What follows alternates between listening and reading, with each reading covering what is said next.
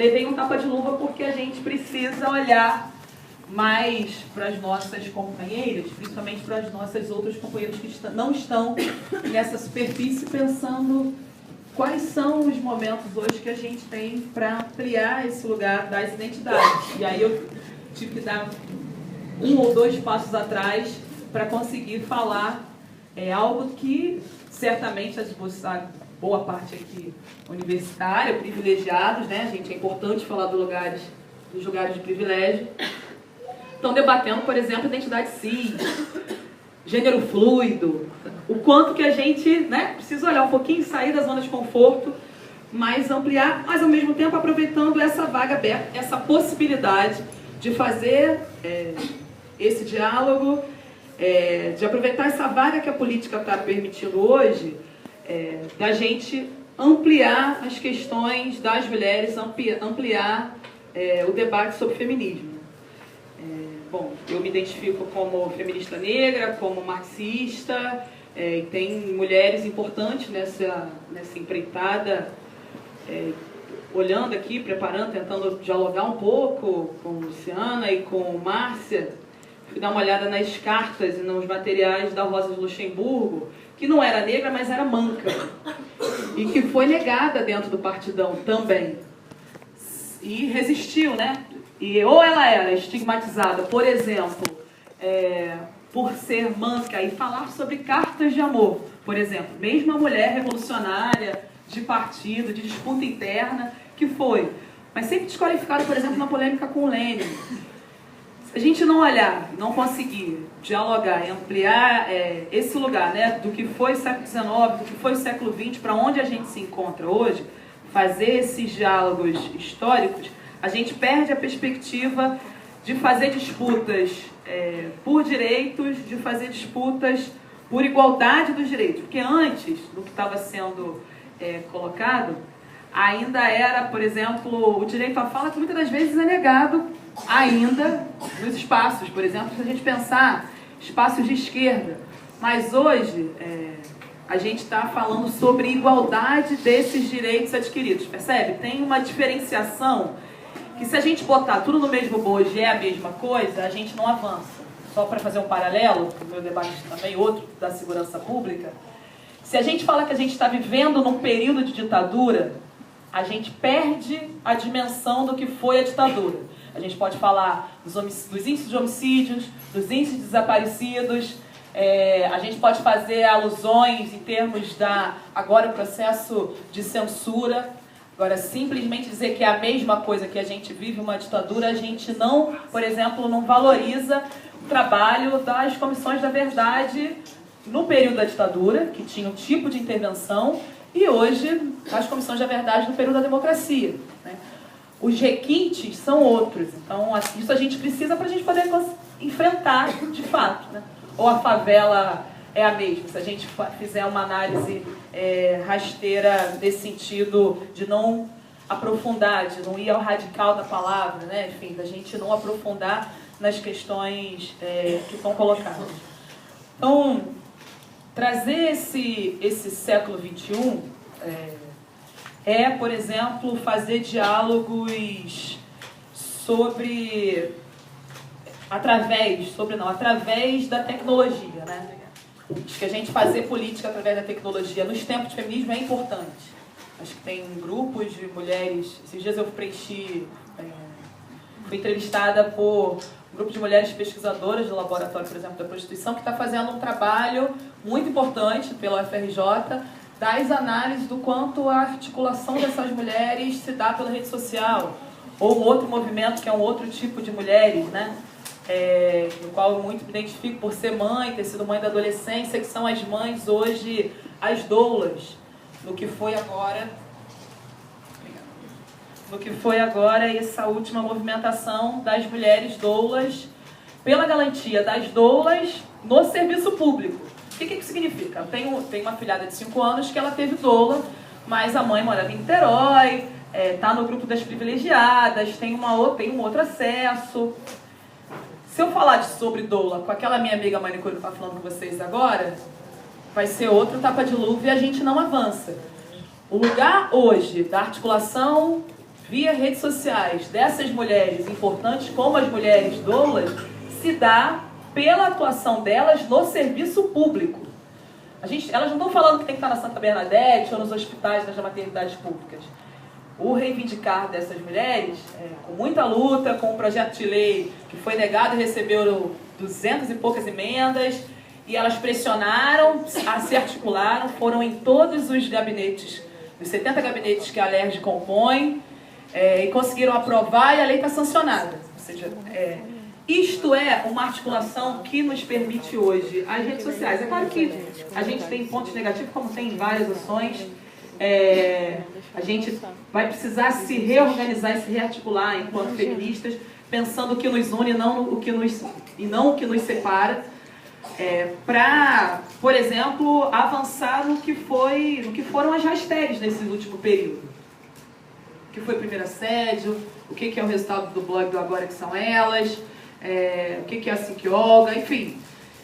Sem perder os elementos de feministas históricas, por exemplo, e do que é a articulação do 8 de março, que no movimento esquerda, e acho que no geral aqui a gente se reivindica como progressista, pelo menos, cada um com a sua formação, cada um com o seu lugar de origem, né, para chamar a Rosa de novo, luxemburguista, ou leninista, centralizada por partidos ou anarquistas, mas muitas das coisas que nos unem pelos direitos das mulheres foi colocada no ano que passou pela Primavera das Mulheres, mas desde 2008, pelo menos, que eu acompanho todos os atos do 8 de março.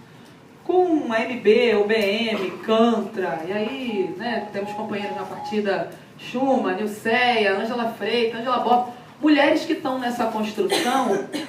E aí, para saudar hoje a ministra que faleceu, a Luísa Bairros, né, uma mulher negra, do movimento negro, mas na disputa do feminismo também por dentro do MNU. E acho que a gente pode citar várias, mas acho que essa geração, e aí eu estou chamando mesmo a responsabilidade social e a responsabilidade política do que a gente tem hoje para enfrentar o debate sobre feminismo, que é fazer resgate histórico, ter responsabilidade com as que vieram antes de nós, né? Nós, negras, não reivindicamos o Ubuntu, nossos passos vêm de longe, que a gente consiga fazer esse resgate das ancestralidades, os resgates anteriores, mas também avançar nas inovações, né? Eu, acompanhando todos esses últimos atos que eu falava anteriormente, nunca vi uma coluna, como o movimento esquerda fala, uma frente de um ato só de mulheres negras. Nunca vi, pelo menos nos últimos 3 anos para trás, tá? Atos só com mulheres mães, com seus filhos, as suas crias, né? Daí, o movimento de mães e crias, se não me falha a memória, acho que é esse o nome, das mães que estavam com seus slings, levando as suas filhas, seus filhos, já para a articulação política, para a atuação política, garantindo a segurança das demais companheiras. A gente tem que lembrar que a gente passou por 2013, né, por uma atuação violenta e repressão desse Estado nas movimentações de esquerdas, e essas mães garantiram e garantem também esse tipo de proteção, porque a visibilidade, o olhar sobre o ato é outro. Então, aproveitar esse tipo de intervenção para a gente diminuir, por exemplo, como eu falava das doulas, o distanciamento das casas legislativas. Espero que todo mundo esteja acompanhando os debates sobre as identidades de gênero, né? Quem não acompanhou, acho que vale, principalmente os homens, e aí chamar os homens, agradecer, porque eu acho que mesmo espaço esses, no qual... Faltam 10 ou já foram? Não, tá tranquilo. Mesmo espaços como esses, onde a gente tem, felizmente, essa maioria de mulheres, com 2 mulheres negras, onde a gente consegue pautar e ter uma representatividade paritária, né? A gente está na época de avançar nos debates sobre as cotas, a gente quer mais do que a cota, mais do que alguém está dizendo que pode nos dar, né? Vamos pensar no debate das igualdades. E essa igualdade não está colocada, por exemplo, nas casas legislativas. Acho que a representatividade, vou deixar para a Luciana ou para o Márcio, se quiser complementar, a gente viu a composição do ministério desse governo golpista, né? Então, acho que é isso, a gente já avançou. De qualquer forma, a gente tem que ampliar o diálogo sobre como que esses representantes, como que esses legisladores hoje olham para cada uma de nós que estamos aqui. Lembrei dos homens, porque acho que é isso, a gente não supera o machismo se a gente não estiver junto.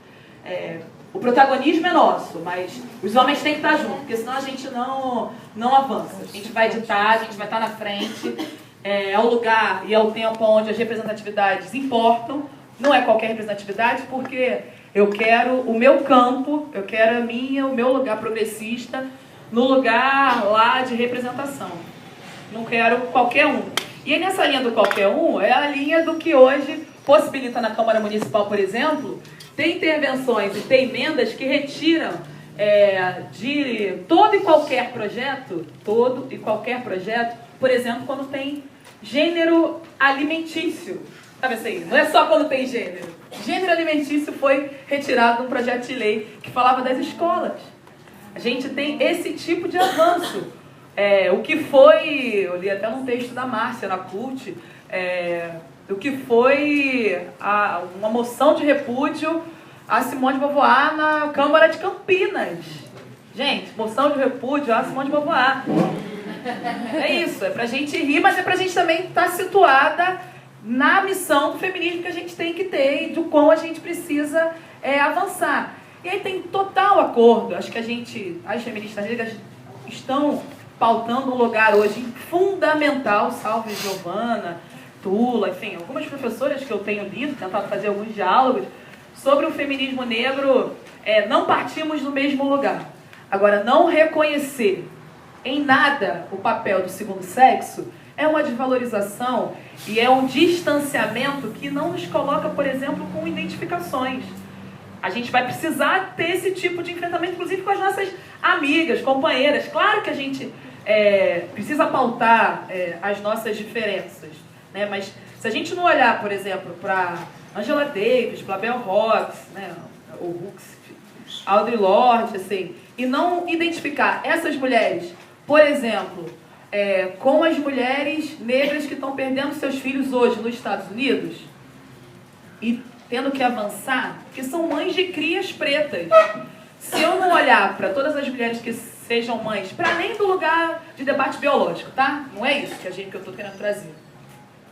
Não é a naturalização porque a mulher tem que ser mãe, não é nada disso. É o lugar de quem é a mãe e de qual é a mãe hoje, e aí vide as mulheres da favela, que tem o seu receio, que tem o medo do seu filho voltar ou não, ou da sua filha voltar ou não. Enfim, eu fui mãe adolescente, hoje eu sou mãe de adolescente, a Leara está com 17 anos, e a gente se reivindica enquanto favelada, enquanto funkeira, e são alguns tipos de riscos de, por exemplo, racismo direto, por ela ser uma menina negra, funkeira, ou que é muito similar, por exemplo, das mães vítimas de violência do menino hoje, né, na semana passada, que foi assassinado com um tiro na cabeça no Borel, o Jonathan.